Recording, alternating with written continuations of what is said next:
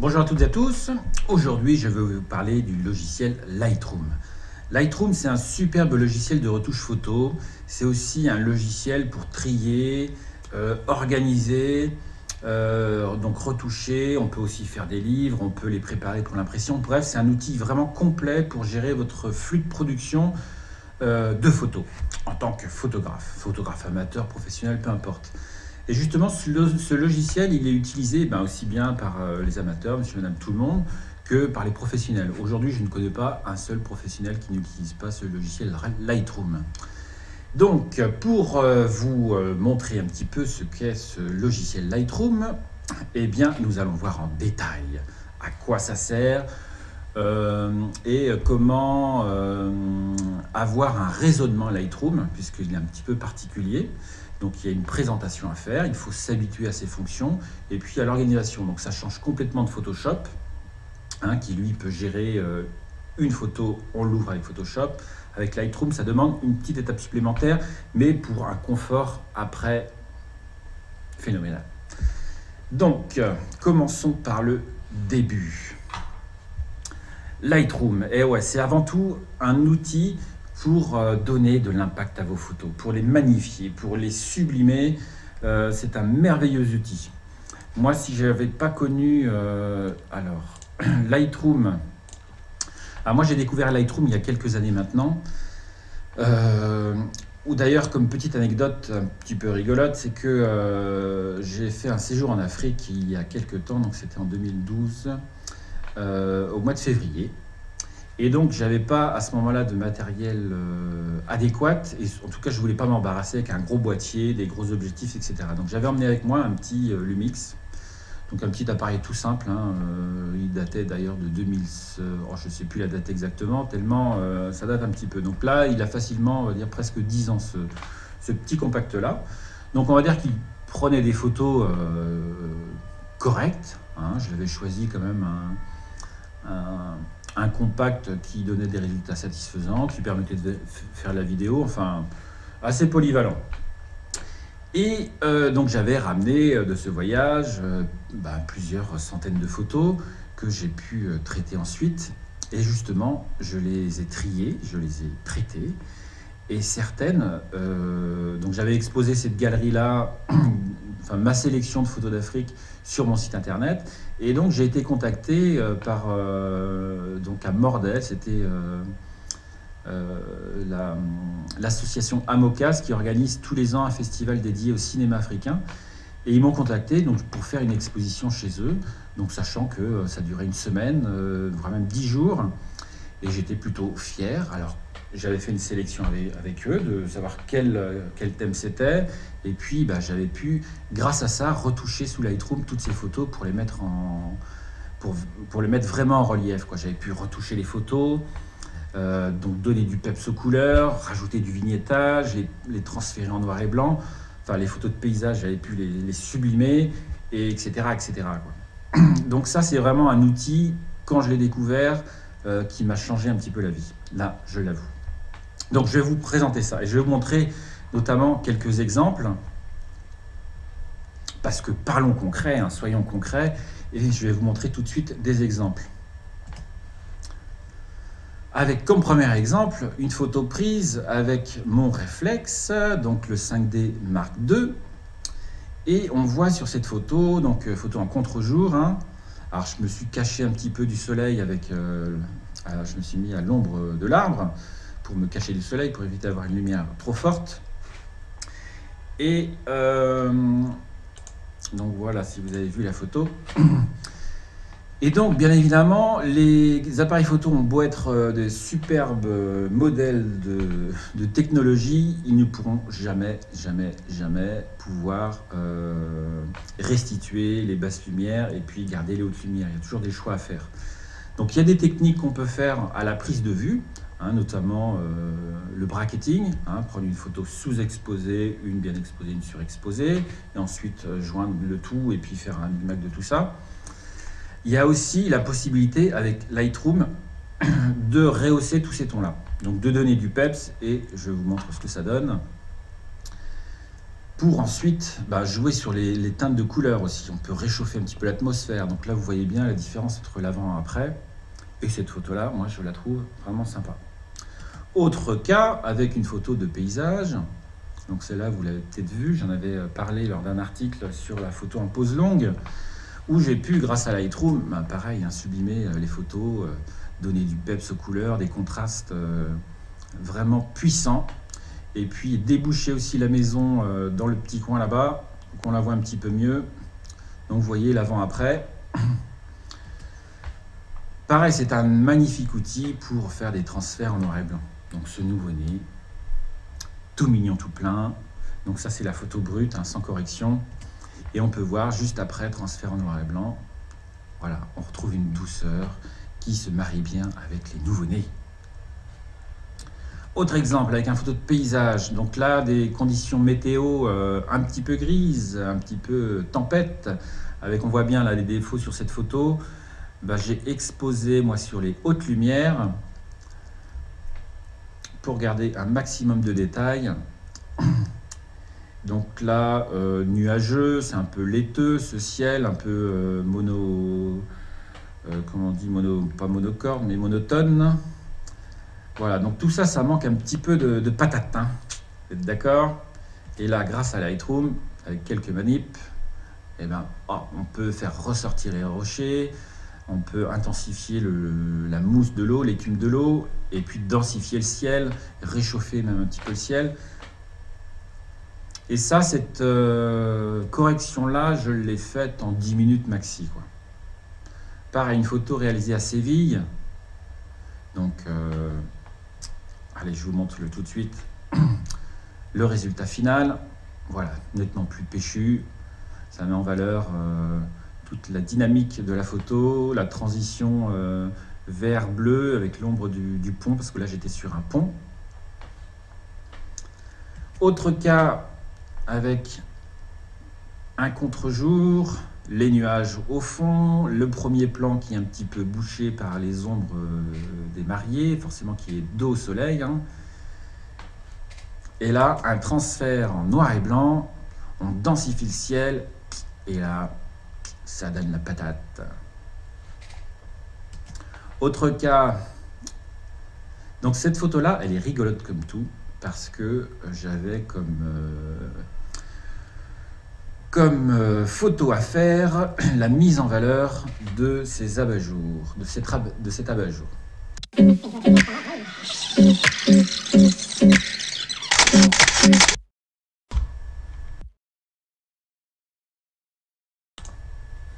Donc là, j'ai dû imaginer la scène. Je me suis dit, tiens, comment on peut mettre en valeur cet abat-jour? Il faut lui donner vie, il faut lui donner l'impression qu'il y a une ampoule à l'intérieur, qu'il éclaire, et qu'il y a une lumière tamisée tout autour. Donc là, la lumière qu'on voit par-dessus, donc si vous voyez la lumière blanche qui est au-dessus, c'est mon flash en fait.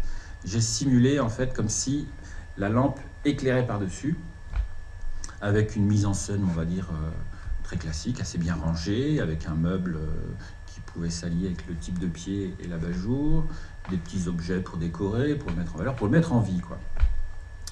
Et là, grâce à Lightroom, j'ai pu redonner vie à cet abat-jour, en simulant même une ampoule à l'intérieur, un éclairement naturel de cette lampe. Donc tout ça, c'est avec des outils qui sont très simples à chaque fois, parce que Lightroom est vraiment aussi bien pour les débutants que pour les professionnels débutants. Il y a un panneau tout simple, avec, je crois qu'il y a 10 commandes à peine, dont on sert un maximum de 6 commandes pour vraiment donner toute l'ampleur à vos photos. Ensuite, le cas d'un concert. Là, j'étais en concert au Festival Mythos, avec un appareil. Donc là, je n'avais pas l'objectif adéquat, suffisamment avec une longue focale pour pouvoir me rapprocher plus. Et puis, j'étais pas tellement content de l'éclairage. Il y avait des zones à gauche qui venaient polluer un petit peu la scène. Cette personne-là, ça attire un petit peu le regard, elle est un petit peu éclairée, on voit bien sur la gauche. Certains projecteurs qui, pour moi, n'avaient pas nécessité d'être sur la photo. Allez hop, un petit coup de Lightroom, de recadrage, de passage en noir et blanc, un petit peu de vignettage. Et là, tout l'accent est mis vraiment sur l'action. Donc c'était le groupe Condor Live avec Bertrand Cantat. Donc voilà, pour vous dire que les solutions sont vraiment multiples. Avec Lightroom, on peut vraiment se lâcher comme on veut, quoi. On peut tester. Et pour ceux qui veulent aller vraiment plus loin, il y a tout un panel de réglages sur la colorimétrie, sur la netteté, sur le lissage même de bruit numérique. Incroyable, c'est tout simplement incroyable. Donc, faut y aller, faut y aller. Allez, on continue avec comment ça fonctionne ce Lightroom là. Qu'est-ce qui se passe? Alors, donc, toc. Donc Lightroom par rapport à Photoshop, c'est que pour pouvoir visionner vos photos sur Lightroom, vous devez d'abord les importer.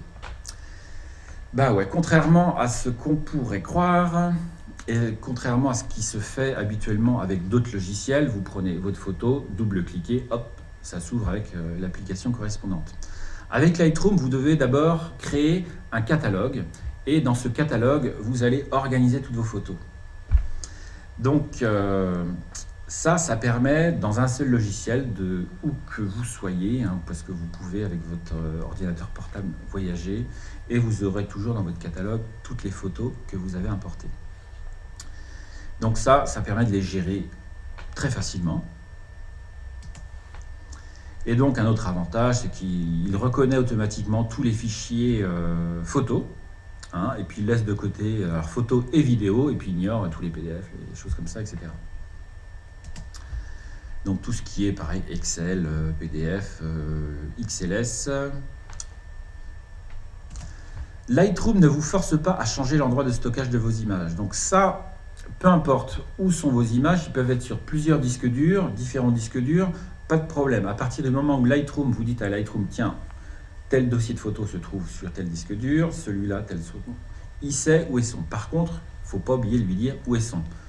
Donc, si vous les déplacez en dehors de Lightroom, il va se demander, tiens, ça a bougé, je ne le retrouve pas. Voilà, c'est juste la contrainte.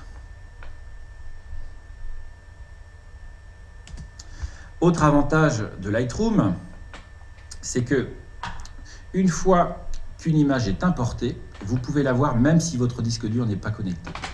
Donc ça, c'est un gros avantage. Ça permet, parce qu'en général, on met ces photos de sauvegarde, en tout cas sur un disque externe qui permet de voyager hein, sans problème. Vous pouvez l'emmener chez vous, le rapporter au bureau, etc. Vous savez que vous avez vos photos toujours au même endroit. Si vous oubliez votre disque dur et que votre Lightroom est à votre bureau, et ben, vous pouvez quand même travailler sur vos photos avec, ça s'appelle l'aperçu dynamique. Donc ça, c'est une petite option que vous cochez à l'importation et vous pouvez quand même travailler sur vos photos. Vous pouvez les recadrer, enfin faire tout le travail que vous voulez dessus, sauf l'importation. Voilà, parce que pour importer une photo, il aura besoin forcément du fichier original. Mais en tout cas, ça vous permet même éventuellement, si vous êtes mobile, admettons que vous ayez toutes vos photos à votre bureau, vous les avez importées, et puis vous avez besoin de prendre le train, et bien même avec votre ordinateur portable, vous pouvez continuer à travailler vos photos sans les avoir vraiment physiquement sur votre disque dur. Donc ça, c'est un avantage. Donc avec la fonction aperçu dynamique, vous pouvez retoucher vos photos même quand le disque dur n'est pas connecté. Et vous aurez besoin de garder vos images sur Lightroom jusqu'à les avoir exportées ou imprimées. Et un seul catalogue peut contenir des centaines de milliers d'images. Ça prend que très peu de place. Un catalogue prend pas beaucoup de place par rapport au stockage de vos photos. Donc vous pouvez avoir jusqu'à 200, 300 000, pourquoi pas même 500 000 photos dans votre catalogue. Ça ne pose aucun problème à Lightroom.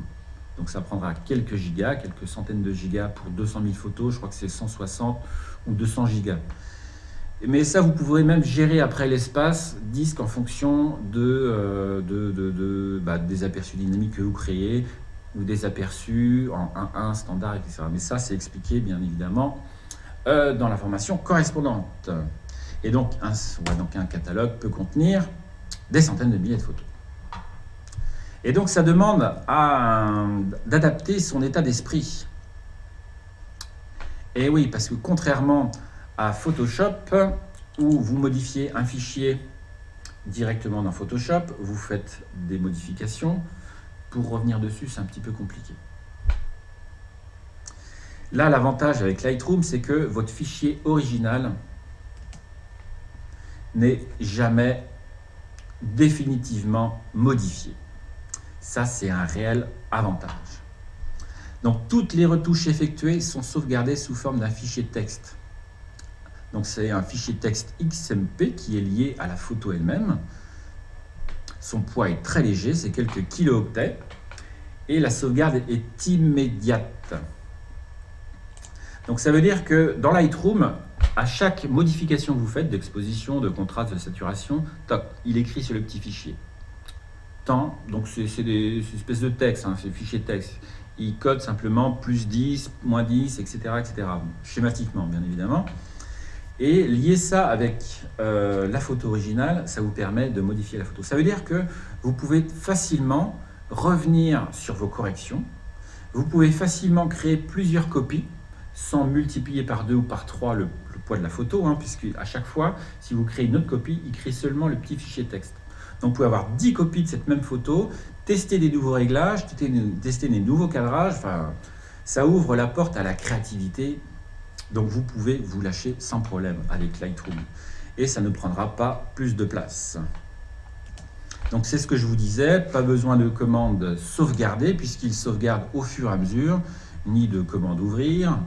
Donc il sauvegarde le catalogue automatiquement, il vous demande une mise à jour de temps en temps. Donc différent de PS, donc PS c'est Photoshop, hein, qui nécessite d'essayer des retouches, de revenir dessus. On n'est jamais content du résultat, on se demande, tiens, même s'il y a un historique, qu'est-ce qu'on a fait comme opération? On peut vraiment sur Lightroom connaître l'historique complet d'une photo.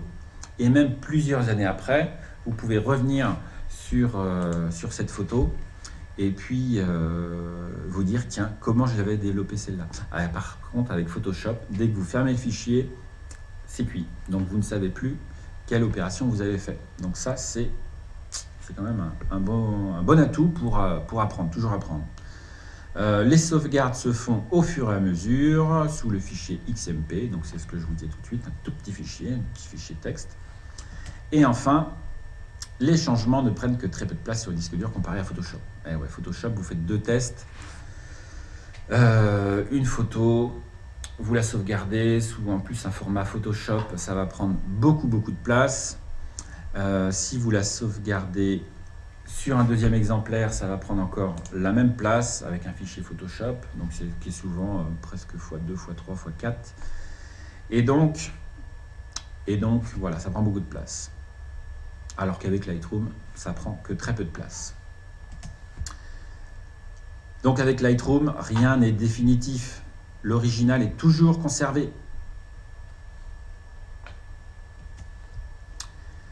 Lightroom, c'est donc une photo originale plus un fichier XMP. Et ouais, tous les ajustements sont basés sur du texte. Ils peuvent être donc recopiés facilement. Donc, ça veut dire qu'en fait, quand vous avez toute une gamme de photos à traiter, vous pouvez copier facilement le réglage d'une photo sur les autres photos. En 2 clics, voilà, vous sélectionnez toutes vos photos, vous dites, allez, je veux ces réglages-là, et d'un clic, vous copiez à toutes les photos. Donc ça, c'est quand même un gain de temps énorme quand vous avez beaucoup de photos à traiter, notamment pour les mariages. Ça, c'est quand même un atout considérable. Et on verra aussi qu'avec le tri, c'est un atout considérable. Et donc, qui peuvent être envoyés à quelqu'un. Ouais, vous pouvez envoyer aussi vos paramètres de retouche. Ce sera pareil, un tout petit fichier XMP que vous pourrez envoyer à quelqu'un. Donc ça se fait très facilement par mail. Vous pouvez partager.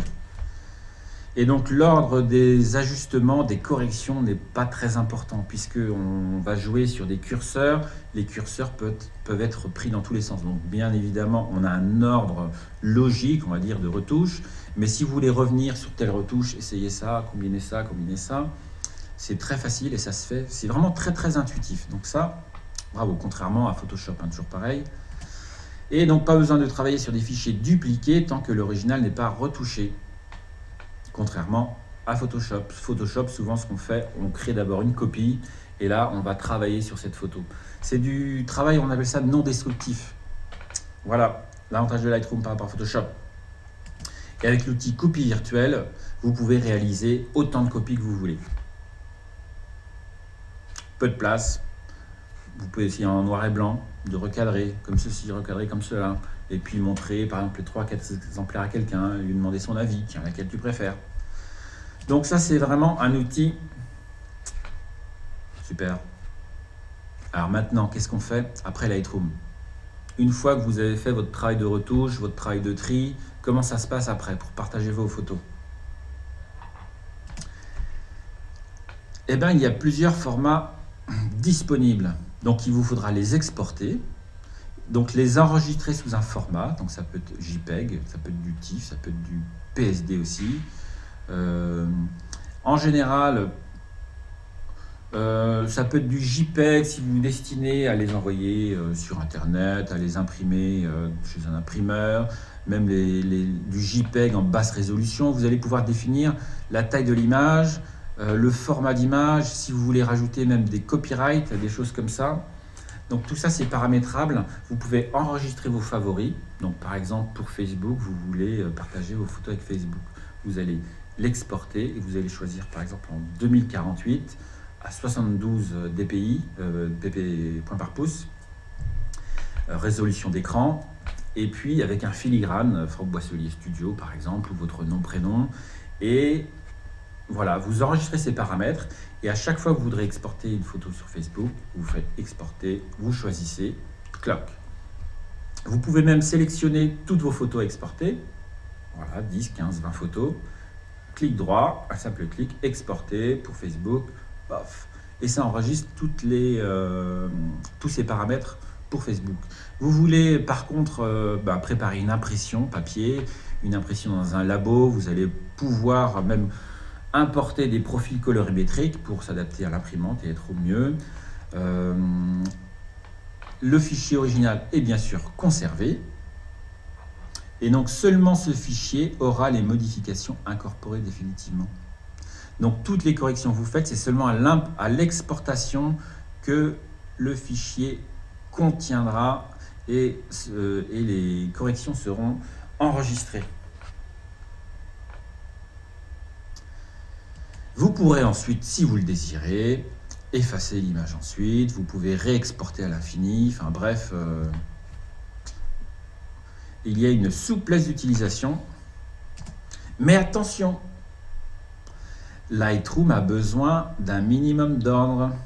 Si vous faites des changements en dehors de Lightroom, alors notamment ça peut être renommer un dossier, déplacer, vous avez décidé de changer d'organisation, ces changements doivent être faits dans Lightroom.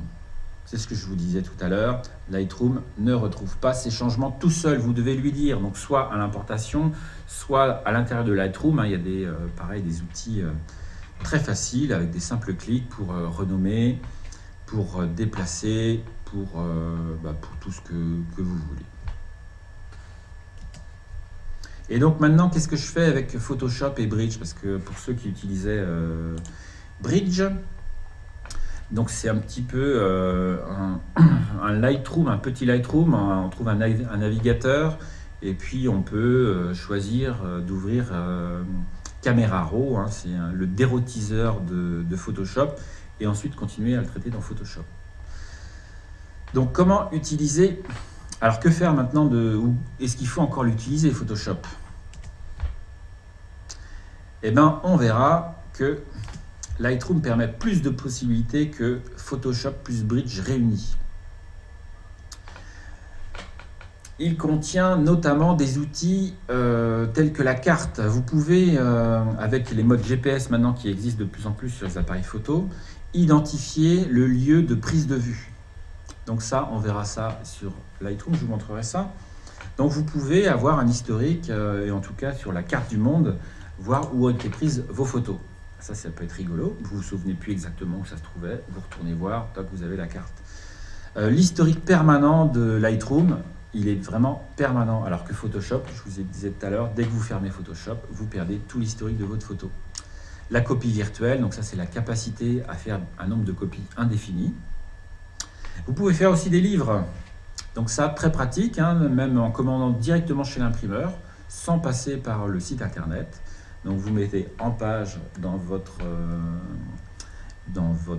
l'onglet consacré à la composition d'un livre. Donc ça, voilà.